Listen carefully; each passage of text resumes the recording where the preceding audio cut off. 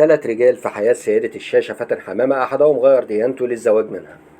تعد الفنانة الراحلة فاتن حمامة واحدة من أبرز النجمات التي برك نجم إبداعهن منذ منتصف القرن الماضي، وتركت رصيدا ضخما من الأعمال الفنية خصوصا على الشاشة البيضاء لا تزال راسخة في وجدان الجمهور العربي. مضت فاتن حمامة في رحلة فنية طويلة استمرت على مدار نحو 60 عام، قدمت خلالها العديد من الأعمال الفنية لا سيما في السينما، ما جعل جمهورها يلقبها بسيدة الشاشة العربية. ويصادف اليوم الذكرى ال 94 لميلاد الفنانة فاتن حمامة، حيث ولدت في 27 مايو سنة 31. وبهذه المناسبة نلقي الضوء على بعض الجوانب الخفية التي قد لا يعرفها الكثيرون عن سيدة الشاشة.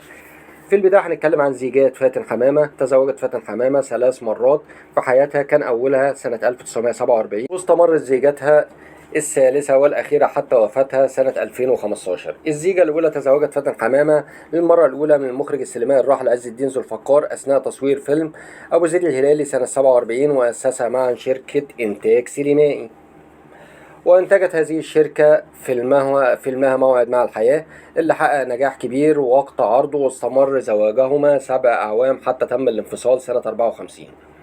الزيجة الثانية نشأت قصة حب بين فاتن حمامة والفنان الراحل عمر الشريف أثناء تصوير فيلمهما صراع في الوادي سنة 55، حيث طلب عمر الشريف من المخرج الراحل يوسف شاهين أن يتدخل له من أجل الزواج منها. وبالفعل تزوج عمر الشريف من فاتن حمامة بعدما اعتنق الإسلام من أجل الزواج منها، وأنجب منها ابنهما الوحيد طارق. واستمر زواجهما حوالي 19 عام حتى تم الانفصال سنة 74.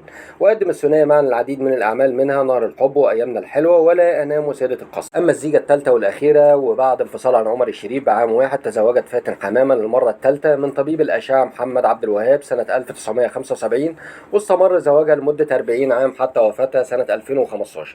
أما أفلام فاتن حمامة، قدمت فاتن حمامة على مدار مسيرتها الفنية عددا من الأفلام، منها لا وقت للحب والمعجزة وبين الأطلال والباب المفتوح ونهر الحب ودعاء الكروان والزوجة العذراء، كما قدمت أفلام أخرى ومنها الطريق المسدود وحتى نلتقي وطريق الأمل وسيدة القصر وحتى نلتقي وصراع في المينا وصراع في الوادي وآثار في الرمال وارحم دموعي وقلوب الناس. أخيرا توفت فاتن حمامة في 17 يناير 2015 إثر إصابتها بهبوط حاد في الدورة الدموية عن عمر ناهز 83 عام، تاركة وراءها إرثا فنيا كبيرا يحتذى بها بعدها.